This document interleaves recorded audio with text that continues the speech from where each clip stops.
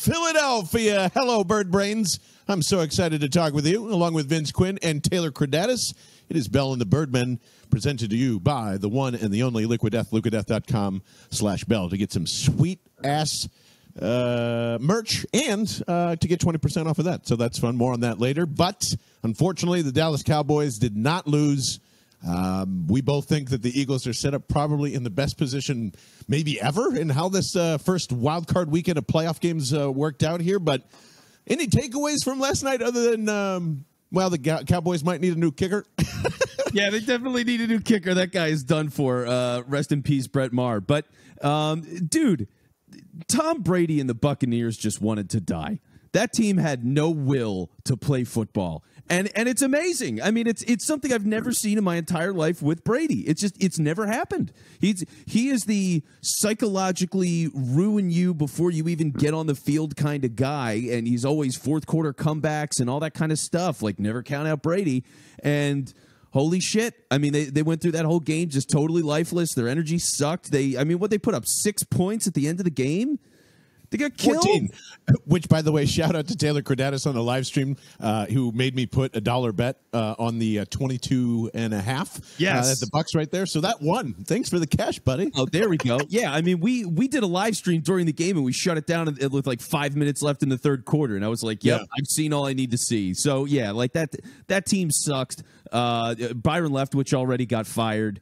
I can't imagine Brady's back next year, at least for the Bucks. Whether he goes somewhere else, who knows? But man, that was Vince, really. You didn't hear about the major thing? You're downplaying how good the Dallas Cowboys are? Are you kidding me? They're the cream of the crop. They just destroy. They're dangerous now. Didn't you hear? Your Cowboys are so dangerous. They're going to beat the San Francisco 49ers. Did you hear? Goddamn year. They've been dangerous all year, and nobody wanted to acknowledge it. Yeah, so they kicked the shit out of a lifeless team in the playoffs on the road.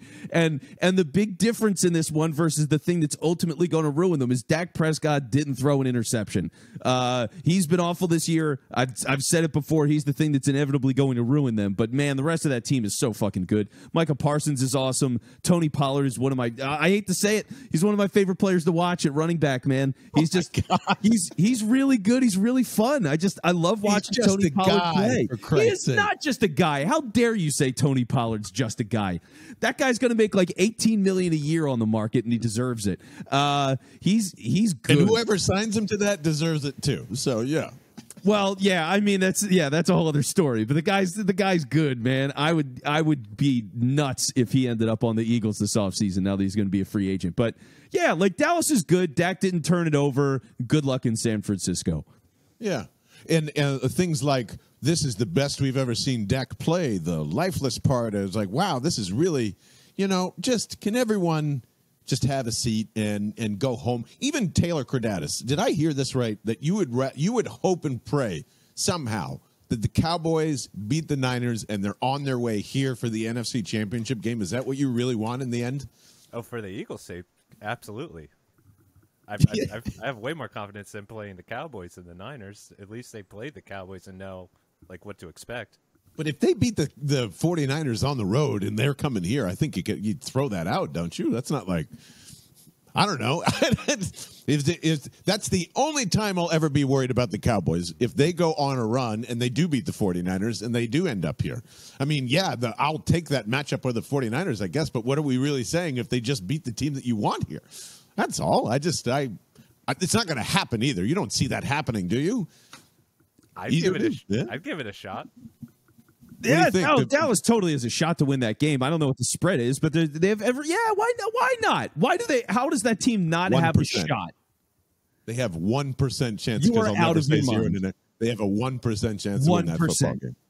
Yeah, a team 1%. That's that good, that's that talented across the board, like 12-5 record or whatever it was, 1%. I know what my eyes tell me, and that Bucs team you just said is lifeless was arm tackling all night. They were playing 7-on-7 all night. That was a preseason game. That was like the Seattle Seahawks gave a better fight to the 49ers than the fucking Bucs did last night to the Cowboys. It was embarrassing to watch. Like, what is everyone looking at? Why is there so much credit for Dallas today? I don't get it. It's just we knew this was going to happen, didn't we? Even though we hoped it didn't, Well, to some degree, you didn't think the Bucs would be that awful, I think is really the bigger story if you're going to compare it. But I mean, for me, I thought Dallas was good for weeks now. So it's not surprising. It's not new. I've been ready for this. Like, they were good enough to win a playoff game, especially against that team. So yeah, if they beat the 49ers, then it's a big deal. And I think that's the interesting thing about this whole dynamic, right? Was like, okay, Giants playing the Vikings was one of those things where, would I rather have the Giants this week than say the Cowboys? Yes, absolutely. I'd definitely rather play the Giants, but also it'd be nice to have a chance to play the Vikings in the NFC Championship game again, right? Like, that team is just so bad. It was so fraudulent, and for any high wire act to continue for another 2 weeks and bring them into town would have been great. That would have been the easiest matchup maybe in the playoffs. I mean, they smoked the Vikings week 2. So I would have loved to have seen that again, but it is what it is. So easy week this week, I think, and then you're going to have a good matchup next week. And shout out real quick, actually, to B Hack the Planet, our friend Bill Hack, who is also in the Discord as well, but won the shirt and the Bell and the Birdmen crafted Cherry Crush soda from our friends over at Reading Soda Works. So congratulations to you. And Kavanaugh 0115 is what I'm trying to spit out. Thank you, buddy. You won as well in the Discord, so we're giving away stuff all the time. Shirts from Philly Sports Shirts this week, Bell and the Birdmen soda, and definitely not any credit towards the Dallas Cowboys, at least from me. That's pretty ridiculous. What is the line update? Because it did move from yesterday, I believe, right, TK? What's the 49ers Cowboys line at? Yes, so it opened at 4, and as of 3 minutes ago, it's at now 3.5. Ooh, so this is actively moving up. Meaning it started at 4 and now it's 3.5 as of 3 minutes ago. Interesting. So what happened there in your minds? What's going on? Wait a minute, I'm so confused. 3.5 where? Who's favored? Niners. Yeah. Oh, the Niners are favored. Oh, so it was -4. Now it's down to -3.5 for them. Interesting. So people do think that there's like a 60% chance that they might win, or 50% chance, something like that. Oh, that is the dumbest statistic in the world. Please, it's a lot higher than 1. That's about a 50-50 because you'll give the home team 3 points like off the rip. So unless they think, well, whatever happens out of there, neither team to me is overly dominant outside of, like, the 49ers running game is probably the most dominant thing that's there, probably better than the Eagles. But it's not saying much, for the rest of the stuff. I'm not scared of Brock Purdy. I think the old Dak Prescott interception show up pretty nice in San Francisco again. So I don't know. We'll wait and see. I just I don't. Any other things from the weekend that has kind of caught your attention? Outside of Doug kicking ass and taking names, and I do think he's got the same puncher's chance that Dallas would against Kansas City, but I also know Kansas City's going to win that game too. I just thought it was awesome that the Chargers have now fired their OC. Frank Reich might be heading back to there. Please stop him before he gets there at Philadelphia Eagles. But I don't know. I didn't have any other major takeaways from the Wildcard Weekend other than it being pretty fun for the most part. Yeah, no, Skylar Thompson is the man. I'm a big Skylar Thompson guy now. Shout out to him. He was a badass the other day. And, I mean, all the Ravens stuff now is really interesting, I think. The fact that they lost that game and they were so close, all things considered, with Tyler Huntley, dude. I mean, for him to be a free agent, for all the people saying, oh, he should have played and we would have won with him, and where all that's going to go is just... That's high quality drama, John. That's what this league is built on. It's big names, big money, intrigue. It's got all of that, and it's going to be great. Lamar Jackson 2 QB system right here in Philadelphia with Jalen Hurts. I'm open for chaos as always. This is the only time I'll entertain this as well, because you're seeing. All these different takes rove around with Dallas and all this other stuff. And I believe that most Giants fans are pretty hepped up to the point where they feel They've got more than a puncher's chance against the Philadelphia Eagles this time. They're trying to use every trick in the book of, like, this is a different Eagles team than Giants team. The last time they really played one another when we weren't resting starters, and now Lane Johnson's banged up and hurts. They're trying to pump themselves up to, like, we're going to come on in here, but I'm going to use this as the only day to entertain this. Because I'm not changing my mind from like a 27-16 type of victory. I don't think the Eagles get off to a hot start. But let's say the Philadelphia Eagles lose to the Giants. Oh! It happens, all right? It does. My Giants, oh, it feels icky. Oh, it feels so gross. The team that you guys poo-pooed the whole entire year, which has now won a playoff game and is now facing the Philadelphia Eagles in the divisional round. No big deal. I think it is almost borderline crazy this offseason if they lose. I believe Nick Sirianni would have a chance of getting fired if they lose to the Giants. That is my first impression. There is I think it changes the entire trajectory of both coordinators, first and foremost. So I don't think Shane gets a job if they end up getting bounced against the Giants. Do you? It doesn't help his case at all. At all. I mean, if anything, it might help like Mike Kafka with the Giants. Because he's the OC over there, right? So, I mean, to be able to get a head coaching job, like, that looks pretty damn good for him. I would be certainly, if I was a team and I'm looking on the outside, I'm going, well, his talent's way worse, and look what he did with it, and he beat the Eagles and shit. Like, that's a big deal. I mean, 2 playoff wins for that team would be insane. Huge. It'd also be the saddest thing ever, but it would be it'd be insane and super impressive for them. So, yeah, like, that's got to mess with your prospects a bit.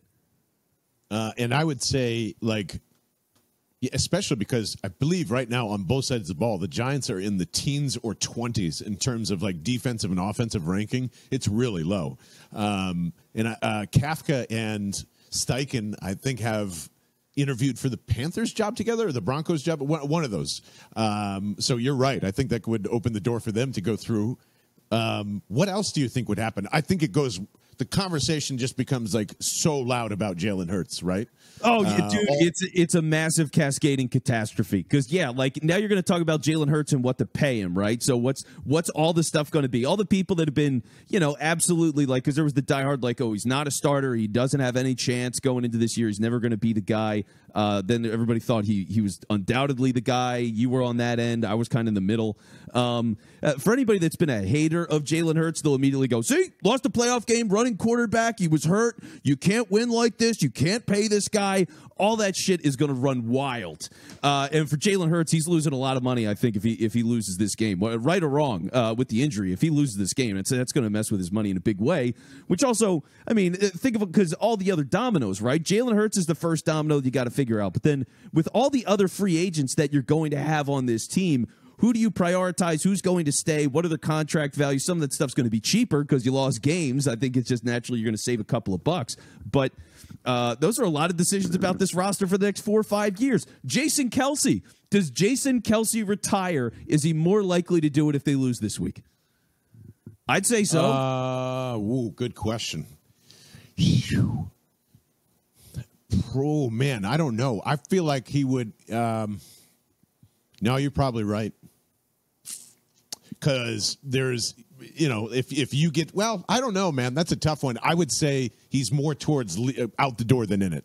100%. Yeah, like he's got the podcast. He's been talking about retiring for a while. He helped them pick Cam Jurgens. So, like, Dickerson, it worked out well because Dickerson just moved to guard, and it was fine. In fact, it was great. So you can live on that, and there's no pressure. You know what I mean? But for Kelce, be like, yes, I told them I'm leaving. I handpicked this guy with them, and now I'm just not going anywhere, and this guy's going to sit on for another year as a backup. Like, I don't know. I mean, he's building so many things. He's got a Christmas album to keep selling. He's a busy guy. He's a busy guy. He'll be in massive demand once if he retires. Immediately, some network is going to call him and beg him to be on a Sunday show. They have to. So I think there's just too much potential for him there. And if they lose this week, he's going to do it. That's my guess. Another thing that You know, it's because I really haven't thought about it in the context of like what's coming next. But do you really believe that you have to make a decision on Bradbury and Slay? Because a lot of people do, and I'm just thinking in terms of like, yeah, that would be really detrimental to Bradbury. First of all, if you're not getting having all this revenge going against your former team in the divisional round and then just whimpering out of it, oh, so sad for him. Sadder than me. But I would say I don't know why there is this sudden urge to get rid of Bradbury, especially after the season he's been having, where, you know, it feels like we're so spoiled to have him and Darius Slay. Aren't you trying to lock them both down for at least the next year and worry about Slay in 2024? Like, just restructure Slay, hold on to Bradbury, and pay him. You can't, again, this team can't draft corners. It took you forever to find these two. Why are we just assuming Bradbury's gone? Anybody explain that? Well, I think he wants multiple years as a number one guy, and he deserves it. He's worth at least a 2-3 year deal, high money, like $15 million a year, $17 million a year. Like he was dominant this year. I mean, all pro this year. So yeah, I think that's part of the problem is he's just worth too much money, and they got him devalued, and now they're going to capitalize on that from a comp pick. But that's part of it. The other thing is, too, as great as those guys are, it is two corners in your 30s that are starting on each side. Do you want to commit to that for another 2-3 years? I don't know. I don't mind it for another year, but it's just what you're going to have to pay with Bradbury to do that for 1 year. I mean, what, $20 million, I guess? Is that worth it? I don't know. $20 million for 1 year, because you're sacrificing additional years and guaranteed money. So if he's going to do that to stay, I mean, you got to pay him top of the line. Well, yeah, he's a top of the line corner. I don't mind that. That's what, I don't want to go. What are you replacing Bradbury with? I saw that Dane is it Brugler? Brugler, I believe. Over the Athletic. I've followed him for years. You would think I would have his last name correct by now. But you know, had what is it? Jerry Porter Jr. From Penn State be the drafted corner at 10. Like, that's what I want to avoid at all costs, is this team picking a corner in the top 10, 15, or 20. They can't do it. I'm not until there's a Devontae Smith hit with corners. Keep buying and just let that be the majority of the cap that ends up there, because you're losing most of your defensive line too. Like $14 million is shedded off because of Cox. Like, you can afford to do that and put it towards Bradbury each of those 2 years if you wanted to. I would, I want to keep this defense together as much as possible, because then I think Jonathan Gannon is immediately leaving no matter what, right? If this ends up being a stinker, it's not because of the defense, and I don't think the Giants are going to completely outscore these guys like 41-17 or something like that. No, right? No way. So I would assume that Gannon immediately goes to the Texans, and there is no way Shane Steichen can leave here. I would say he gets fired if Nick Sirianni doesn't, because somebody's going to have to get fired. I mean, yeah, we're playing the Giants just beat them. This is the only day I'm entertaining it. So yeah, but you are the 1 seed. You have been one of the best offenses in the NFL. You have been that all year. Not because of him. Well, and if he gets fired, then that's clearly the case, and we know, and we'll see which assistant gets promoted into the job, because that's clearly who they valued out of all of these guys, with, you know, Brian Johnson and Patullo and now Marcus Brady and all those guys we've been talking about. So it'd be interesting to see. Yeah, maybe. Sure, why not? That's more fun. We need the drama, right? Give me the more exciting thing. Let's fire Steichen if they lose this game. He's out of here. Eat shit, Steichen.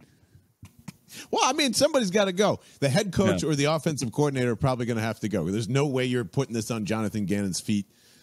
No way. There's no way at the end of the day that he was like the overall problem of why they didn't win a championship, especially against the Giants. It's upsetting to me. It's so upsetting that I don't even want to talk about it anymore. Speaking of that, Taylor Kredatus, I'm going to go find myself a nice can of liquid death somewhere around here and cleanse my palate of the Giants even considering winning this fucking game this week. Go to liquiddeath.com/Bell to not only find that, but like I said up front, they have some of the best merch that they are sending us, and we cannot wait to get our hands on that. You have seen me wear like the Liquid Death hat with the chainsaw on it for probably like a year and a half. I have not taken that off. I bought that with my own money. They never give discounts away on their merch, and they'll give you 20% off just by going to that link. I've worn that hat literally every day, and Taylor and Vince can confirm it because it stinks to high hell, and I don't care. Their shit lasts forever. Their shirts, their everything, their dog toys. They've got a Martha Stewart weird candle. Like, it's just totally on brand for them. Along with the water, enjoy some fun merch because, like, dude, now that that's done, and we'll expand on this on Thursday, you have got to be high out of your mind if you think the Giants can come away with the win here. No way. No way. The same 1% chance, I guess, I'm giving the Dallas Cowboys in San Francisco. Could this have ended up in a better situation to get to the NFC Championship game for the Philadelphia Eagles? You play a semi-meaningless game at the end of the year against the opponent you're going to face 2 weeks later that you could absolutely crush like a fucking Liquid Death aluminum can in a second if you wanted to.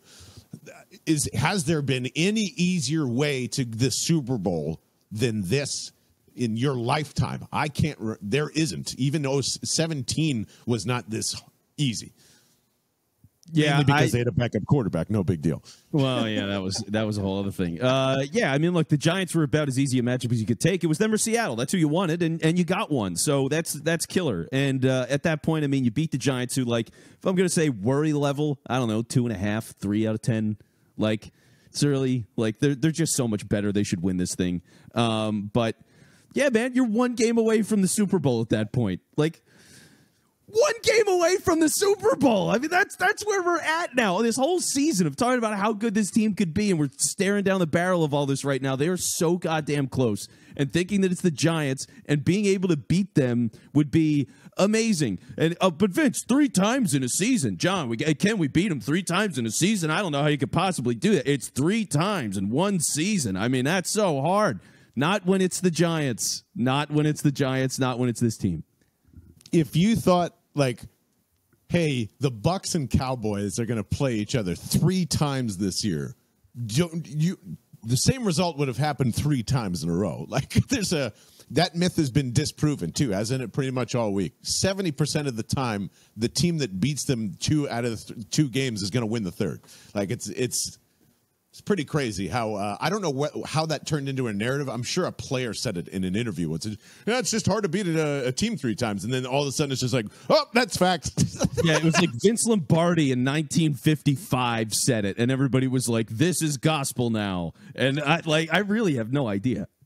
Yeah, when there were only 8 teams in the league and everything was incredibly equal, I bet it was hard to beat the same team 3 times in a row. You know, like, there's 32 of them now. Yeah, back when players were called flankers and everybody threw passes, so they had like 6 picks a game. You know, like, yeah, it was hard then. So basically what I'm saying is I can't wait to get to Thursday for a couple of different reasons. One, I have felt as if, and this has been for the last 2 days now, every Giants fan on Twitter or every commentator from, like, you know, every New York sports caller voice just sounds like Carl from Aqua Teen Hunger Force. I don't know if you guys watch that or not, but that's like, hey, you guys, talk about Daniel Jones.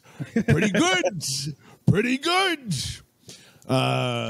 It's just that all day. It's just all these stupid they're not even, no one really cares about the Giants there. That's like the Phillies here. And I don't mean that as like an insult, but you know what I'm talking about. It's a baseball town when they're winning. When the Giants are winning, they're involved. That's pretty much how it goes, right? There's not, unless you were in New Jersey, that's a whole different story. Then you probably are a diehard Giants fan. Yeah, that's about right for the city. But you know, the same thing is happening there as what I described in the beginning. Now everybody thinks Daniel Jones is worth that $600 million 10-year contract or whatever it is. We're like, oh, it played such a clean game, and oh, look at this guy. Yeah, it's because, like, he has a good coach for once, and that's it. He has no idea what he's looking at. He has no idea where to go and throw. Like, he's just the next Kirk Cousins with some pretty good legs, and I'm fine with that. Respect to him. He'll probably get some, fancy, nice new digs and all that stuff in the offseason, and they will run this into the ground for the next 4 to 5 years. Yeah, but outside they will of hamstring Brian Daboll, and that's fine with me. Slow him down. Slow that guy down, man. He's really good. So that works. Yeah, I mean, it's like he's doing that with a guy that I think is a bad quarterback. You know, he's a good athlete and a bad quarterback. Imagine what he did with a good quarterback. Like, I mean, okay, let me put the fear of God in you, John. Lamar Jackson. Okay. Oh, with him and Lamar? Oh, my God, I'll shit my pants. I will literally go, well, Howie, keep building, keep fucking spending. Like, build this thing up to where it's a juggernaut. Yes, go draft a wide receiver at 10 is what I would tell him.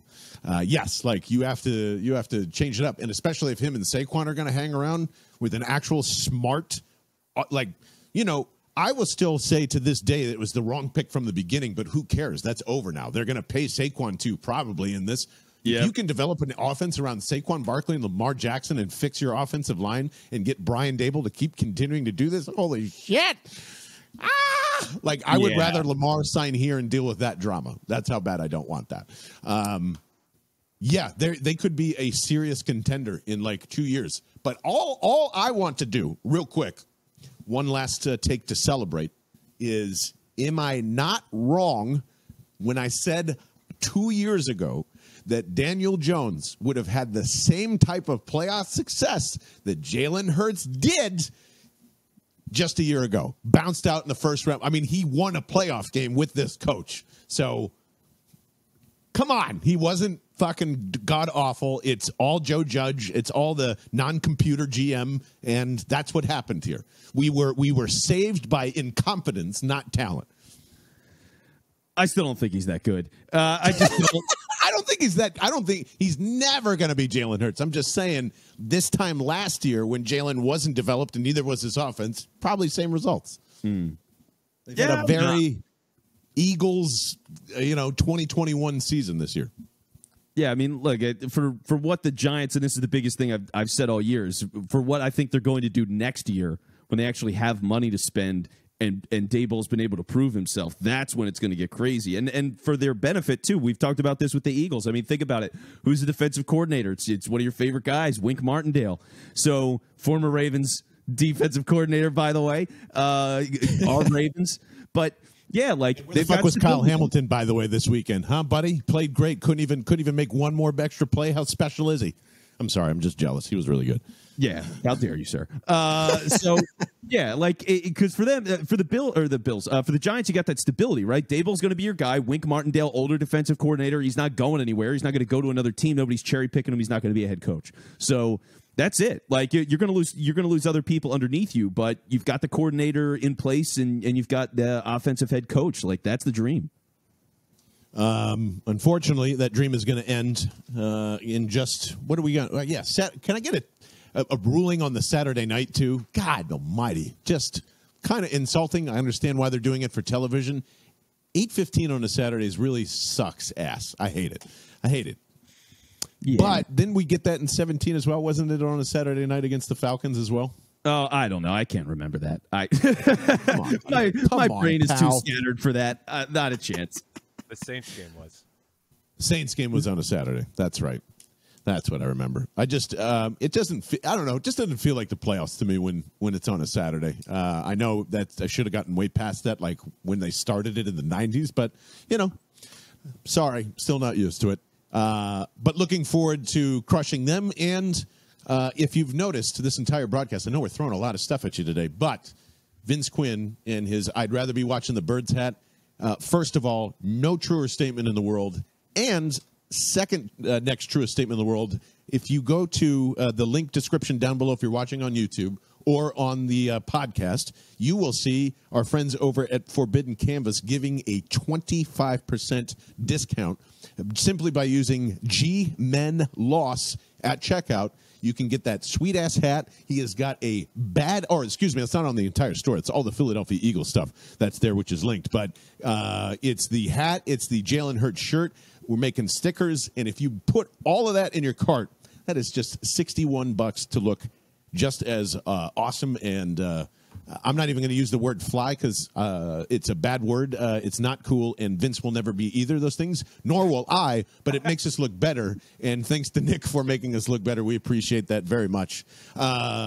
Gentlemen, anything we want to look forward to Thursday or have any final thoughts here, guys? No, I need a nap. Does Taylor need a nap too? T, you need a nap? I've been trying to confirm that the Vikings had the worst defense in the league. Oh, and nice. I think that might have been the case. So. Yeah, probably. It played like it. Shout out to Kirk Cousins yet again and the Minnesota Vikings for just being total idiots. Really enjoying the weekend of predictions of everything, and we look forward to Thursday because we are going to do the speech. It is time, but we might do it a slight bit differently. I got to convince these two guys. I'll talk to you about it. If not, it's happening either way. We will see you Thursday right here on Bell and the Birdmen. I'm John Barchard for Vince Quinn, for Taylor Kredatus. We'll see you real soon. Okay, bye.